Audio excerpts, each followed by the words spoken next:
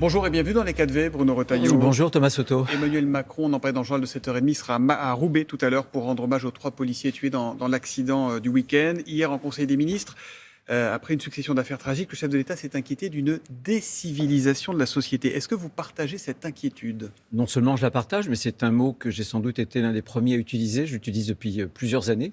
Il y a des civilisations lorsqu'il y a des phénomènes de barbarie, d'ensauvagement de la société, lorsque l'école ne parvient plus à transmettre les savoirs, lorsqu'il y a une entreprise de déconstruction en France, culturelle.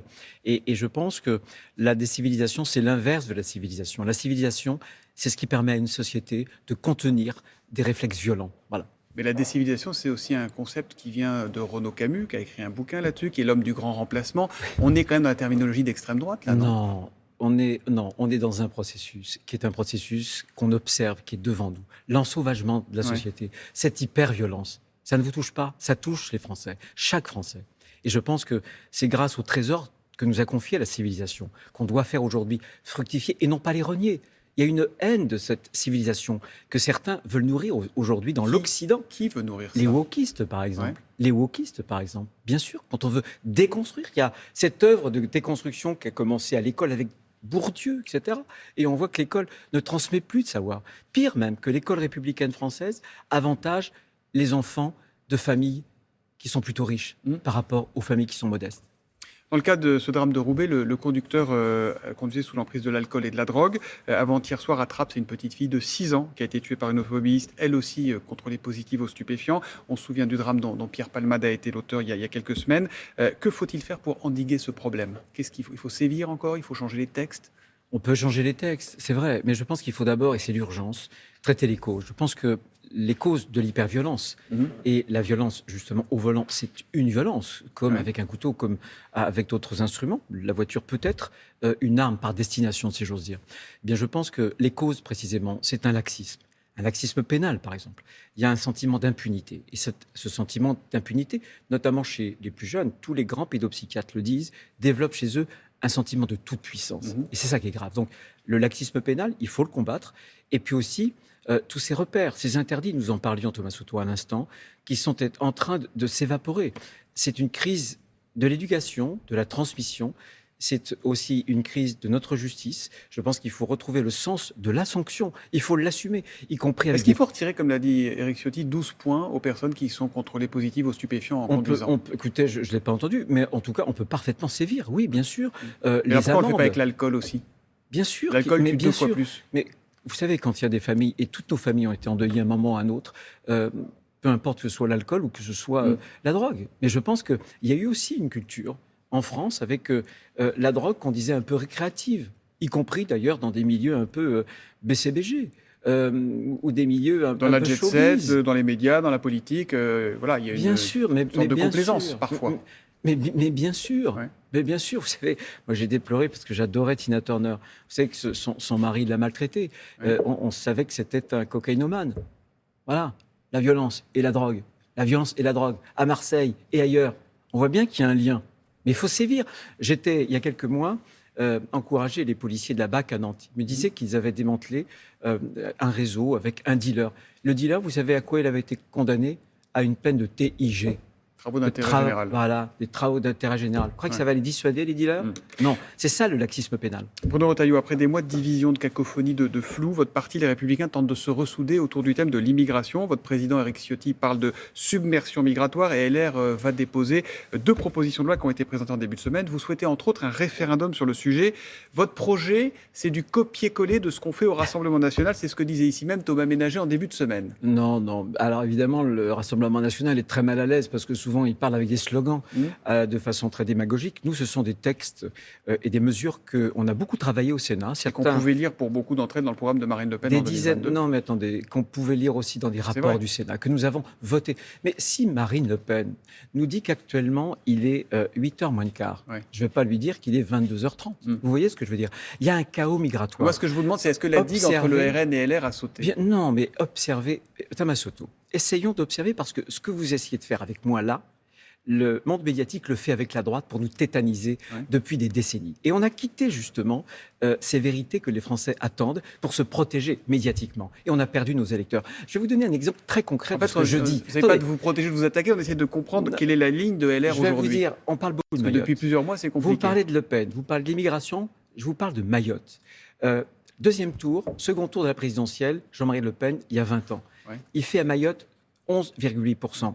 20 ans plus tard, sa fille, 59. Elle fait 52%. Et entre-temps, il y a eu le chaos migratoire. Le chaos migratoire, c'est un encouragement, justement, à la démagogie. Et moi, ce que je ne veux pas laisser ces thèmes-là aux démagogues. C'est notre travail, à droite, de répondre au peuple français. Et qu'est-ce que nous demande le peuple français ? Le sondage paru hier dans le Figaro Odoxa, il est très clair. Et les Français plébiscitent aux 3/4. Autour de 74%. Sauf que nos mesures. Vous voulez notamment une modification de la Constitution, notamment pour permettre ce référendum. Absolument. Le ministre du Travail, Olivier Dussopt, vous a répondu. Il a dit que c'est inenvisageable parce que c'est le contraire de la construction européenne.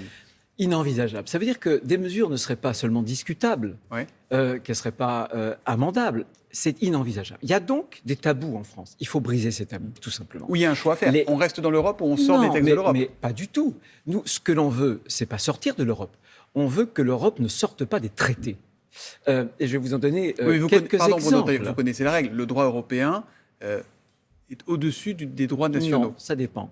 Le Conseil constitutionnel en France a dit, attention, la primauté du droit européen doit avoir une butée, une limite, par exemple l'identité constitutionnelle de la France. La question de la laïcité. Bruxelles a une conception qui est une conception beaucoup plus anglo-saxonne. Mais qu'est-ce qui se joue derrière ça ? C'est une question de souveraineté juridique, une question de démocratie. Vous savez, aujourd'hui, les Français le sentent très bien.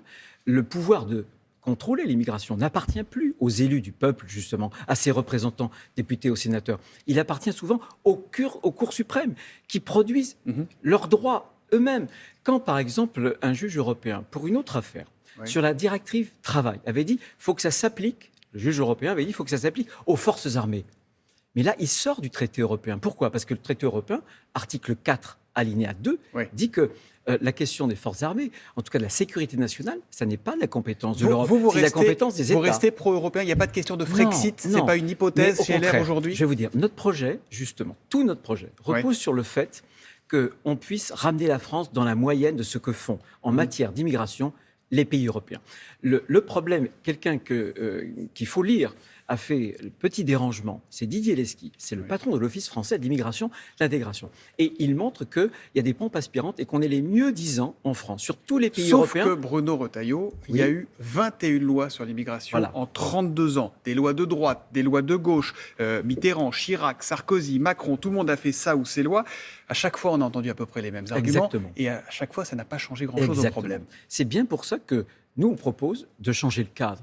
On propose justement une sorte de révolution juridique en changeant des aspects de notre Constitution pour que la volonté du peuple s'impose justement sur des jurisprudences. Moi, je pense que qui doit exactement, c'est fondamental, c'est une question de démocratie, qui doit aujourd'hui en France décider qui peut rentrer sur le territoire ou qui on doit expulser. C'est pour moi d'abord le peuple français. Et donc, je crois en ce référendum. Parce qu'un référendum, d'abord, c'est le peuple qui choisit, qui décide, et ensuite, il s'impose aussi aux cours suprêmes, et notamment au Conseil constitutionnel. Donc, vous avez totalement raison. Si on se contente, ce que veut faire Emmanuel Macron, de changer ici ou là quelques bonnes choses, par des lois ordinaires, classiques, on ne change rien. Il faut là reprendre le contrôle, et le contrôle, le donner au peuple français. Si votre texte n'est pas repris quasiment en l'état, vous ne voterez pas le projet de loi immigration du gouvernement à l'Assemblée et au Sénat ?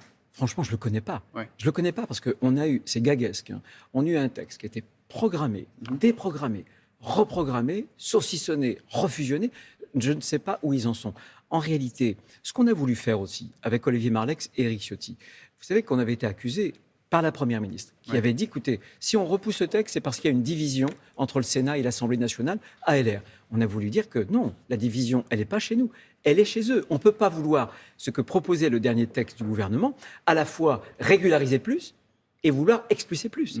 En même temps, ça ne marche pas. Ça ne marche pas. Bruno Retailleau, est-ce qu'on peut réclamer plus d'ordre, plus de fermeté, plus de justice, comme vous le faites depuis le début de cette interview, et s'en prendre aux juges quand une décision ne vous convient pas ? Je pense que les juges ne sont pas au-dessus des lois, et je pense qu'on garde notre liberté. Vous avez entendu les mots de Nicolas Sarkozy après sa condamnation, c'est à lui que je fais allusion. Ça vous inspire quoi ? Mais ça m'inspire plusieurs choses. Je pense qu'il y a un acharnement. Vous savez, j'ai des différends avec Nicolas Sarkozy. Vous ne les avez jamais cachés. Et je ne les ai jamais cachés. Ouais. Mais très franchement, je trouve qu'il y a eu une enquête qui a mobilisé énormément de moyens, qui était secrète, où on a écouté des avocats.